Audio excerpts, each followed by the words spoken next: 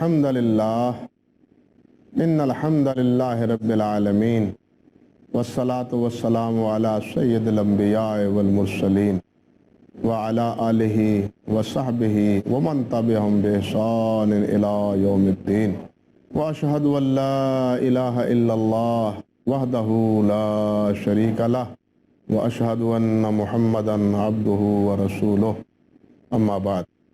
मोहतरम व मुकर्रम नाज़रीन किराम, मैं आपके सामने अमानत के हवाले से मुसलसल गुफ्तगू कर रहा हूँ कि दीन में अमानत की हैसियत क्या है और अमानत का दायरा कार और दायरा अमल क्या है।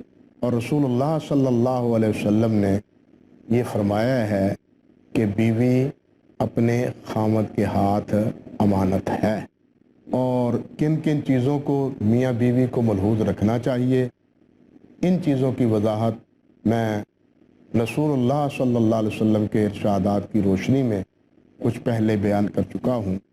आज इससे आगे एक और बात आपसे गुजारिश करनी चाहता हूँ और वो मसला है बाहिम आपस की मजालिस का, आपस के बैठने का। दोस्त आपस में बैठते हैं, इसी तरह किसी तंजीम की मजलिस होती है, मुल्की सतह पर मजालिस मुनाक़िद होती हैं, पार्लियामेंट होती है, ये सारी दायरे मजलिस के मुताल्लिक़ा हैं। यानी वो 2 आदमियों की मजलिस हो, वो 4 आदमियों की मजलिस हो, वो एक पार्लियामेंट की मजलिस हो, या इसी तरह किसी तंजीमी उमूर की कोई मजलिस हो, इन तमाम मजालिस के मुताल्लिक़ा जो गुफ्तगू होती है उसके बारे में भी नबी करीम सल्लल्लाहु अलैहि वसल्लम के कुछ इरशादात हैं और उन मजालिस के भी कुछ हुदूद व क़ुयूद ऐसे हैं जो अमानत के साथ ताल्लुक़ रखते हैं, जिससे अक्सर व बेशतर हम लापरवाही इख्तियार करते हैं और बहुत से फिर फितना फसाद का शिकार हो जाते हैं, इख्तिलाफ और निज़ाम में उलझ के रह जाते हैं। एक हदीस में आता है, हज़रत जाबिर बिन अब्दुल्लाह रज़ी अल्लाह ताला अन्हु बयान फरमाते हैं, यही सहाबी, कि इज़ा हद्दस अर्रजुलु बिल हदीस सुम्मा इल्तफ़ता फ़हिय अमाना। 2 आदमी बात कर रहे हैं, मिसाल के तौर पर बातें करते करते एक आदमी फिर बात करता हुआ दाएं बाएं पीछे देखता है कि कोई सुन तो नहीं रहा, मैं इससे बात कर रहा हूँ, कोई और तो नहीं सुन रहा, राज की बात ऐसी बात बतला रहा है, कहीं और कोई पीछे दबे दबे कदमों के तो नहीं आ रहा। नबी अलैहिस्सलाम ने फरमाया, बात करता है सुम्मा इल्तफ़ता, फिर वो इधर उधर झांकता है कि कोई और तो सुनने वाला नहीं है। फरमाया ये क्या है, फ़हिया अमाना, ये मजलिस अमानत है। इस मजलिस की हुई बात वो दूसरे मुसलमान भाई को बतलाना ये खयानत है। अगर किसी और को बतलाना होता तो इससे बात करते हुए वो इधर उधर क्यों देखता? वो इधर उधर तो देखता ही इसलिए है कि वो सुन ना पाए, किसी और को पता ना चल जाए। अगर इसके साथ उसने बात की है और वो बात जाके दूसरों को बतलाता है तो फिर इससे बात करने का तो उसको फ़ायदा ही कोई ना मिला। इसका तो मकसद ये था, ये मेरा राजदान है, तो ये उसका राजदान ना बना। तो गोया कहने का मकसद ये था कि मजलिसों में इस किस्म की बातें और ऐसी मजालिस जिसमें इस किस्म के तहफ़्फ़ुज़ात हैं, उसमें उस मजलिसों की बातें और राज वो किसी और तक पहुंचा देने, ये अमानत के मुनाफी हैं और उसका खयानत का उसमें इर्तिकाब होता है। अब आप देखिए, एक वाक़या मारूफ है, हज़रत फ़ारूक आज़म उमर फ़ारूक रज़ी अल्लाह ताला अन्हो, उनकी साहबजादी सैयदा हफ्सा रज़ी अल्लाह ताला अन्हा, इनका निकाह हज़रत खुनैस बिन खुदा रज़ी अल्लाह ताला अन्हो से हुआ था। ये खुनैस रज़ी अल्लाह ताला अन्हो ग़ज़वा-ए बदर के दौरान शहीद हो गए। अल्लाह अकबर। और भी सहाबा शहीद हुए थे, तो ये हज़रत खुनैस ग़ज़वा-ए बदर के दौरान शहीद हो गए। हज़रत हफ्सा ज़ाहिर बात है बेवा हो गई। इद्दत गुजरने के बाद हज़रत उमर फ़ारूक रज़ी अल्लाह ताला अन्हो ने चाहा कि मैं अपनी बेटी का निकाह कर दूं।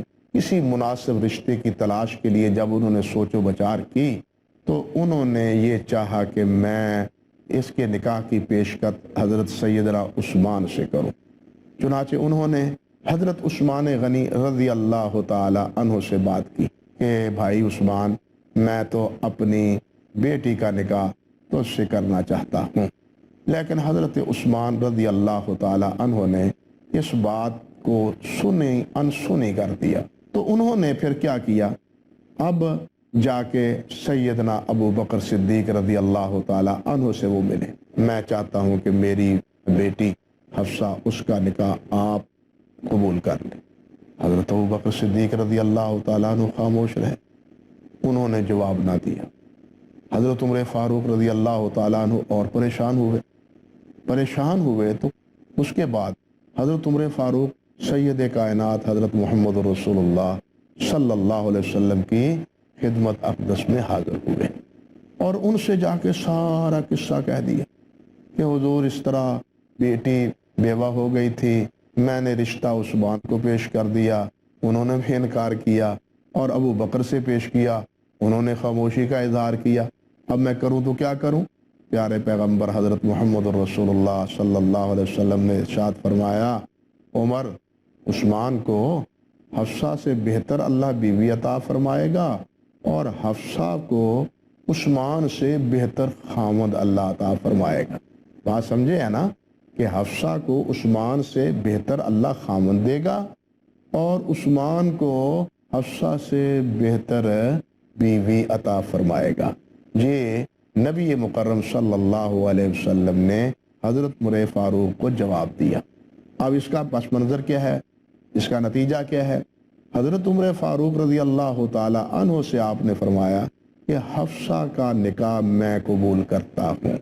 ظاہر بات ہے کجا سید کائنات اور کجا آپ کے امتی حضرت عثمان، کیا نسبت ہے ایک صحابی کی ایک نبی کے ساتھ ہو سکتی؟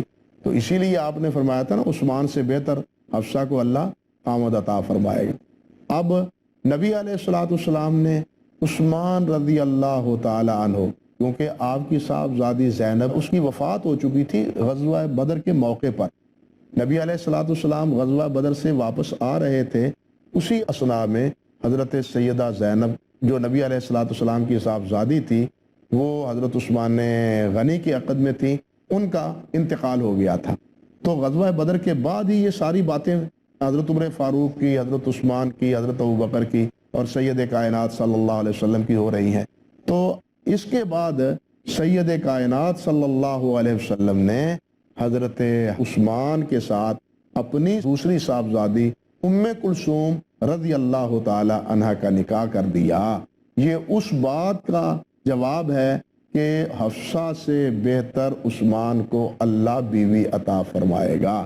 ظاہر بات ہے کہ حفصہ بیٹی ہے حضرت عمر فاروق کی اور ام کلثوم صاحبزادی ہے سید کائنات حضرت محمد رسول اللہ صلی اللہ علیہ وسلم کی۔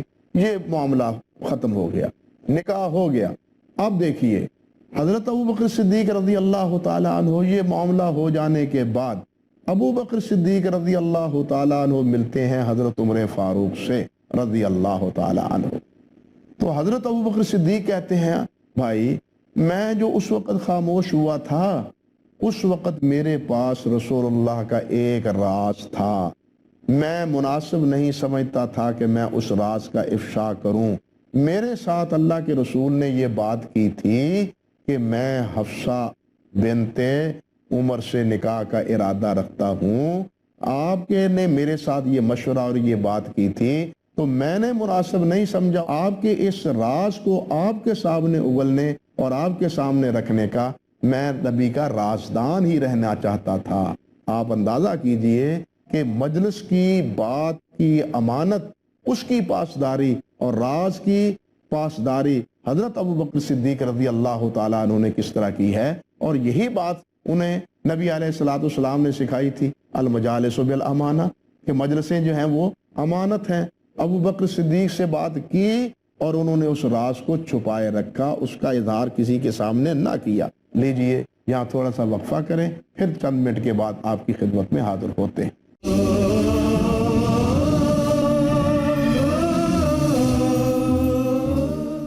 السلام علیکم ورحمۃ اللہ وبرکاتہ۔ ناظرین کرام، میں آپ سے حضرت عمر فاروق رضی اللہ تعالیٰ عنہ کی صاحبزادی کے رشتے کے حوالے سے، جس کا تعلق ایک مجلس کی امانت کے ساتھ، بات کی امانت کے ساتھ، راز کی امانت کے ساتھ ہے اور اہم واقعہ ہے، وہ آپ کے سامنے ذکر کر رہا تھا کہ جب حضرت حفصہ کے خامد خنیس رضی اللہ تعالیٰ عنہ غزوہ بدر میں شہید ہو گئے تو انہیں اپنی بیٹی کے رشتے کی فکر ہوئی۔ سب سے پہلے انہوں نے بات کی حضرت سیدنا عثمان غنی رضی اللہ تعالیٰ عنہ سے، تو حضرت عثمان رضی اللہ تعالیٰ عنہ نے رشتہ قبول کرنے سے انکار کر دیا۔ حضرت عمر فاروق رضی اللہ تعالیٰ عنہ کو اس سے رنج ہوا، چنانچہ سوچ بچار کے بعد انہوں نے یہی پیشکش اپنے بھائی حضرت ابو بکر صدیق رضی اللہ تعالیٰ عنہ کو کر دی۔ میں چاہتا ہوں کہ میری بیٹی حفصہ، اس کا نکاح آپ قبول کر لیں۔ حضرت ابو بکر صدیق رضی اللہ تعالیٰ عنہ خاموش رہے، انہوں نے جواب نہ دیا۔